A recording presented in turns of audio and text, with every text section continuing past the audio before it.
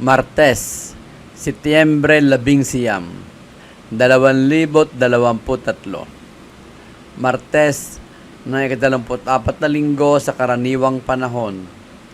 Paggunita kay San Juaniario, Obispo at Martir. Malinis na pamumuhay ang aking pagsisikapan. Unang pagbasa. Pagbasa mula sa unang sulat ni Apostol San Pablo kay Timoteo. Pinakamamahal, totoo ang kasabihang ito. Ang nagnanais na maging tagapangasiwa ng simbahan ay naghahangad ng mabuting gawain.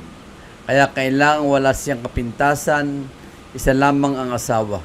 Marunong magpigil sa sarili, maingat, kagalang-galang, bukas ang tahanan, at mabuting tagapagturo.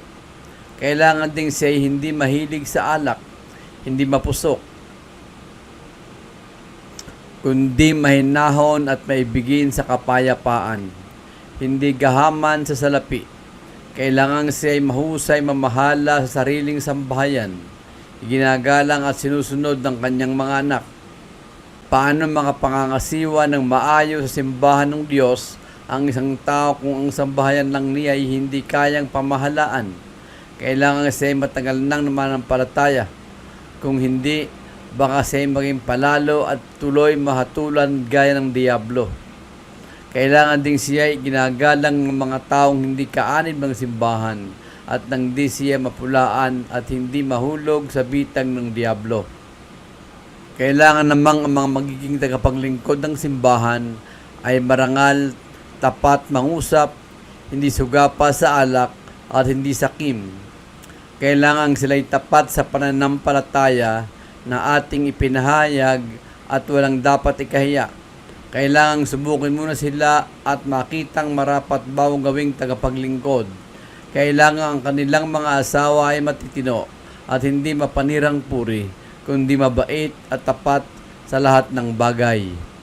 Kailangan ding isa lang ang asawa ng isang tagapaglingkod sa simbahan. Maayos siyang mamahala sa sariling sambahayan at mabuting magpasunod sa kanyang mga anak. Ang tagapaglingkod na tapat sa tungkulin ay gagalang ng lahat at buong tapang nilang maipapahayag ang pananampalatayang mapasa atin dahil sa ating pakipagkaisa kay Kristo Jesus. Ang salita ng Diyos. Salmong tugunan. Malinis na pamumuhay ang aking pagsisikapan. Ang aking awitin ay ang pagkatapat at ang katarungan. Ako'y umaawit patungkol sa iyo, o poon kong mahal.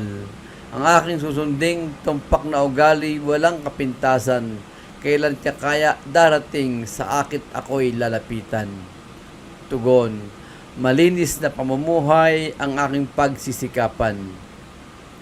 Malinis ang budhing mamuhay ako sa aking tahanan. Sa buhay kong ito, ang gawang masamay di ko tutulutan. Tugon. Malinis na pamumuhay ang aking pagsisikapan.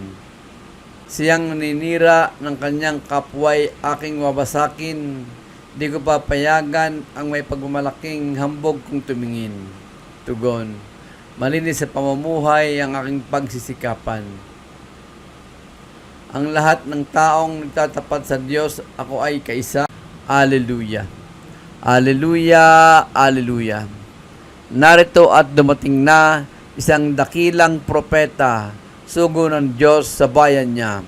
Alleluia. Alleluia. Mabuting balita. Ang mabuting balita ng Panginoon ayon kay San Lucas. Noong panahong iyon, pumunta si Jesus sa isang bayang tinatawag na Nain. Sumama sa kanya ang kanyang mga alagad at ang napakaraming tao. Nang malapit na siya sa pintuan ng bayan, nasalubong niya ang libing ng kaisa-isang anak na lalaki ng isang babaeng balo. Marami nakikipaglibing. Nahabag ang Panginoon nang makita ang ina ng namatay at sinabi sa kanya, "Huwag kang tumangis." Lumapit siya at hinipo ang kinalalagyan ng patay at tumigil naman ang mga may dala nito. Sinabi niya, "Binata, bumangon ka." Naupo ito at nagsalita at siya ay binigay ni Jesus sa kanyang ina. Sinidla ng takot ang lahat nang sila'y nagpupuri sa Diyos. Sabi nila, dumating sa atin ang isang dakilang propeta. Nilingap ng Diyos ang kanyang bayan at kumalat sa buong Judea at sa palibot ng lupain ang balitang ito tungkol sa kanya. Ang mabuting balita ng Panginoon.